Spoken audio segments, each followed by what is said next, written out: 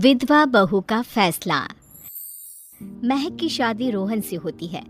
रोहन माँ बाप का इकलौता बेटा होता है, लेकिन फिर किसी कारण से रोहन की मौत हो जाती है।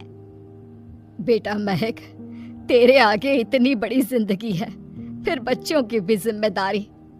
तू कोई काम कर ले। मैं तो कहती हूँ रोहन के ऑफिस में ही बात कर ले, शायद तेरे लिए कोई काम निकल आए।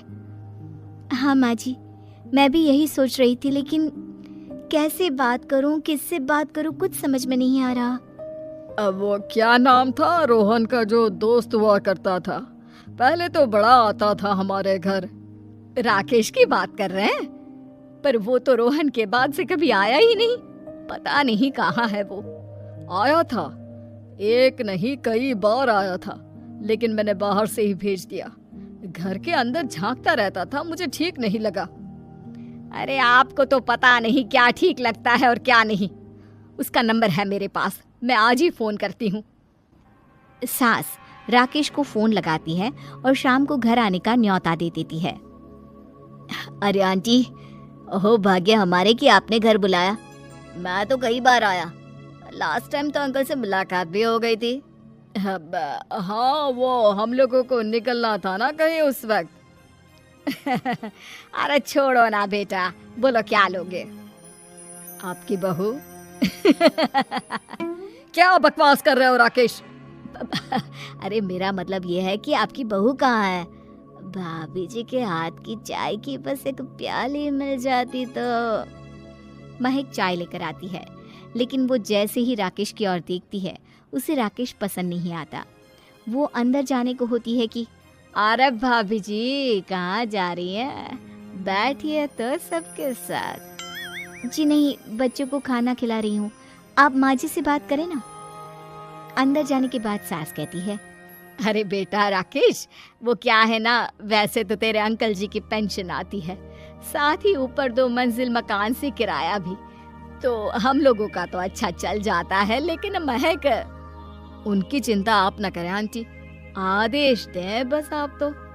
देखो भाग्यवान, रहने दो, कोई बात नहीं, मैनेज हो जाएगा। अरे क्या मैनेज हो जाएगा अंकल, हमें भी बता दें। आप चुप रहिए जी। अब वो क्या है ना राकेश, तुझे तो पता है कि रोहन के 2 बच्चे हैं, उनकी पढ़ाई लिखाई का खर्चा बहुत है। हम ये चाह रहे थे कि रोहन के ऑफिस में महक को भी अगर कोई काम मिल जाता तो। क्यों नहीं आंटी जी, मैं हूँ ना, मैं बात कर लेता हूँ। वैसे तो आप हाँ ही समझिए। महक भाभी को बोल देना कि कल तैयार रहें मेरे साथ ऑफिस चलने के लिए, मैं मालिकों से मिलवा दूंगा उन्हें। महक अंदर से सब सुन रही थी। अच्छा आंटी जी, तो चलता हूँ, कल आ जाऊंगा। अच्छा भाभी जी, तैयार रहिएगा कल। राकेश तो चला जाता है, लेकिन ससुर सास पर बरस पड़ते हैं।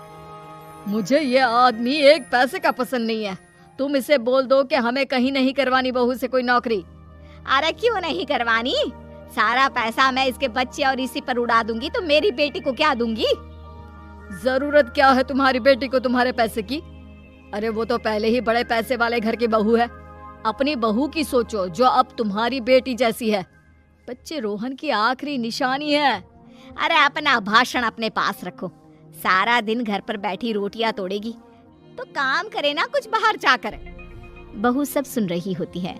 वो अगली सुबह बिना मन के तैयार तो हो जाती है, लेकिन जैसे ही राकेश आता है, क्या बात है भाभी जी, रेडी हैं? तो फिर चले डेट पर, मतलब इंटरव्यू पर। महक सामने आती है कि सामने ससुर जी खड़े होते हैं। हाँ महक बेटा, आओ चलते हैं, मैं भी चल रहा हूँ। ससुर को तैयार देखकर राकेश का चेहरा बन जाता है। अंकल जी, आप परेशान हो जाएंगे। अरे रहने दीजिए ना, धूप भी बहुत है। वैसे भी स्कूटर में तो 2 लोग ही बैठ सकते हैं ना। तो तुम चलो, मैं बहू के साथ अपनी कार से आ जाता हूँ। महक ससुर जी को देखकर खुश हो जाती है, उसे शांति हो जाती है। वो लोग रोहन के ऑफिस जाते हैं, जहाँ बॉस कहते हैं, नमस्ते अंकल। नमस्ते महक, कैसे हैं आप लोग? रोहन का सुनकर बहुत दुख हुआ अंकल, वैसे कैसे आना हुआ? बेटा, क्या हमारी बहू के लिए तुम्हारी ऑफिस में कोई काम मिल सकता है? हमने राकेश से इसी सिलसिले में तुमसे बात करने को कहा था। उसी के कहने पर हम दोनों तुमसे मिलने आए हैं। राकेश ने तो कोई बात नहीं की, ऊपर से उसने तो आज की छुट्टी ले रखी है, ऑफिस में नहीं आया। बोल रहा था जरूरी काम से जाना है। महक और ससुर एक दूसरे को देखने लगते हैं। वैसे महक, क्या किया है आपने? I mean, इंग्लिश कैसी है आपकी? महक बॉस से अपनी पढ़ाई लिखाई और क्वालिफिकेशन के बारे में सब कुछ बताती है। ग्रेट, आपके लिए काम तो है लेकिन ऑफिस में नहीं। सर, मेरे बच्चे छोटे हैं, मैं फील्ड में काम नहीं कर सकती हूँ। मतलब वो काम घर से करना है, घर से रहकर बच्चे भी देखें और घर भी देखें, लेकिन हाँ, काम जरूर से करें। वो काम डाटा एंट्री का है, तो जब भी वक्त मिले काम करें, और इसके हम आपको अच्छे पैसे भी देंगे। महक बॉस की बात सुनकर खुश हो जाती है, उन्हें थैंक्स बोलकर घर आ जाती है। किसके साथ भेज रही थी तुम महक को? अरे वो कमीना, उसने तो ऑफिस से छुट्टी ले रखी थी, बात भी नहीं की थी उसने बॉस से बहू के काम के लिए। वो तो अच्छा हुआ कि मैं साथ में चला गया। हाँ, ठीक है, नौकरी मिल गई ना, इतना ही काफी है। समय बीतता है और एक दिन फिर दरवाजे पर दस्तक होती है।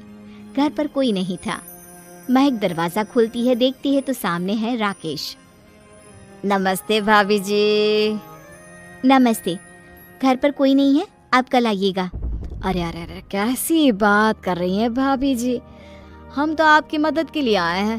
वो क्या है ना, अंकल जी का फोन आया था कि आपको किसी मदद की जरूरत है। महक को आश्चर्य होता है कि उसके ससुर ने राकेश को फोन क्यों किया।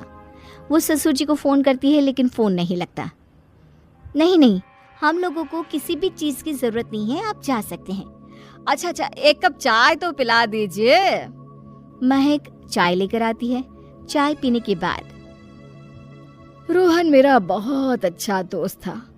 उसने मुझसे कहा था कि वो रहे ना रहे, उसके घर वालों का, खास करके आपका ख्याल मुझे ही रखना है।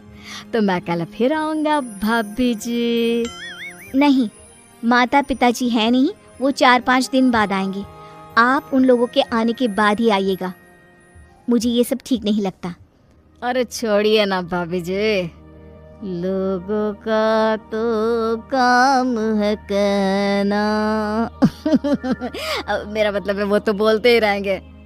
आता हूँ मैं कल। महक को अब गुस्सा आ जाता है। हमेशा शांत और मधुर बोलने वाली महक पहली बार जिंदगी में फैसला लेती है, और फैसला होता है राकेश को सबक सिखाने का। बड़े बेशर्म हैं आप। किसने कहा आपको कि आप आए? अरे भैया, साफ साफ बोला ना कि नहीं जरूरत है किसी की मदद की। मैं अकेले सक्षम हूँ अपना घर संभालने के लिए। आज आखिरी बार बोल रही हूँ, इस घर की तरफ आंख उठाकर भी देखा ना तो देख लेना, वरना पुलिस के हवाले कर दूंगी। निकलो यहाँ से, या धक्के मार कर निकालूं।